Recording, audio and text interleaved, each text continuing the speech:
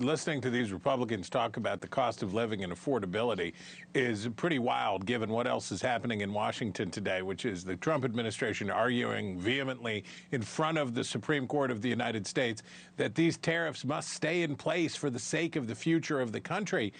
The point of the tariffs is what? To remake the economy. And we're going to have pain. And what do we mean by pain? What did they mean when they said there was going to be pain? That's just higher prices. It's just making people pay more for stuff so that they can engineer an economy that they like. I watched 4 years ago Democrats fail to take any lessons, any useful lessons from the results of these races in New Jersey and Virginia, where the messages were clear. These messages are twice as clear. Glenn Youngkin pulled off an upset, won it by a little bit, and Jack Ciattarelli was closer in New Jersey. This was a kablooey, right? Is Sherrill in New Jersey and Sears in Virginia, they were not powerhouse candidates by any stretch of the imagination. These were not generational talents or something. And they whooped up on, they got whooped up on by their, you know what I mean. You know, it's been a long time. It's been a long night for you. You were on. Yes, both the Democrats in New Jersey and Virginia won big, at double digits big, much bigger margins than some expected. Much bigger than expected. It was the Democrats who overperformed the polls there. The lessons are clear for Republicans. Saying that you're going to focus on affordability, say, we want to focus on affordability. What does that mean? I don't understand what they think that means.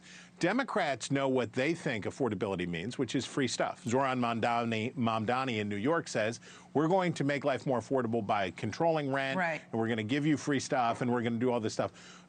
That will lead to higher deficits and push up inflation and do all that stuff itself. But what do Republicans mean when they say we got to focus on affordability?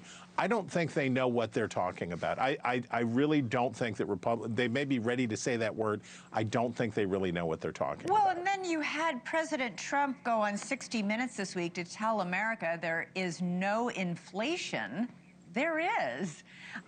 You have, you know, can Republicans stay in power by saying groceries are cheaper when they're not? Because, you know, people might not follow the news and watch every night and read every day, but they know how much it costs when they go to Walmart and Kroger's every week.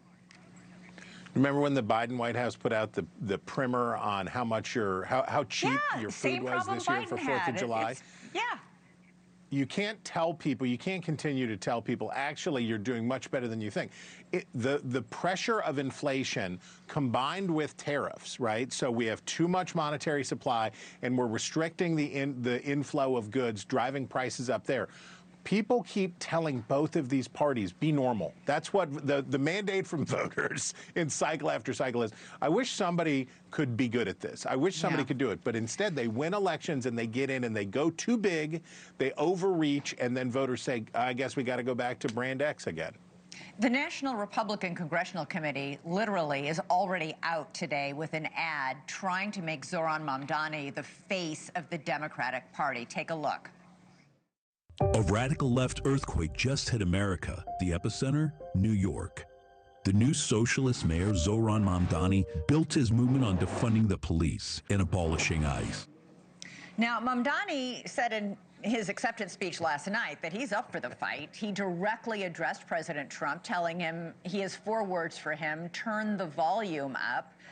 The fight is on right now, not only between Mamdani and Trump, but inside the Democratic Party for who is the leader and what their identity is. There is a fight that's been simmering inside the Democratic Party since 2020, right? And it is who controls the future of the Democratic Party? Is it moderates like Sherrill and Spanberger, or is it radicals like Alexandria Ocasio-Cortez, Mamdani, and others? This is the fight that has been suppressed by the fear of Trump, right? No so more. They chose Biden in 2020. No more. And this is what we are getting ready to see is if young Democrats storm into these primaries and push their party over the cliff. Remember, in 2021, when Republicans had their good night 4 years ago today, well, it should have been great for them in the midterms next year. But what happened? They picked a bunch of weird candidates and they gave up the chance to get the gains that voters wanted to have them. Thank you for watching. Subscribe below and download our NewsNation app right now on your phone, and you will get fact-based, unbiased news for all Americans.